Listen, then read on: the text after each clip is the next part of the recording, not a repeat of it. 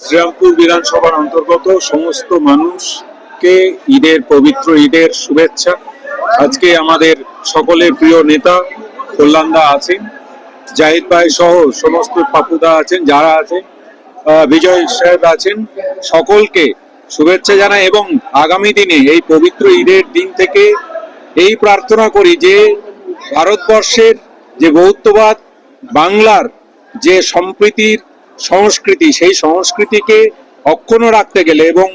উন্নয়নের ধারাকে অক্ষুণ্ণ রাখতে গেলে দিদির নেতৃত্বে আগামী 26-এর নির্বাচনে যাতে সকলে মিলে এই বাংলাকে বাঁচানোর স্বার্থে আমরা এক হয়ে চলতে পারি। আজকে যেভাবে একসঙ্গে জাহিদ ভাই এবং কল্যাণ ব্যানার্জি দুজন একসঙ্গে এক মঞ্চে দাঁড়িয়ে আছে, এইটাই বাংলার সংস্কৃতি। এই সংস্কৃতিটা যাতে আগামী হাজার হাজার বছর চলে, তার জন্যে মমতা বন্দ্যোপাধ্যায় যে পরিশ্রম করে চলেছেন, আমরা তার পাশে থাকার চেষ্টা করব এবং সকল মানুষকেও আমরা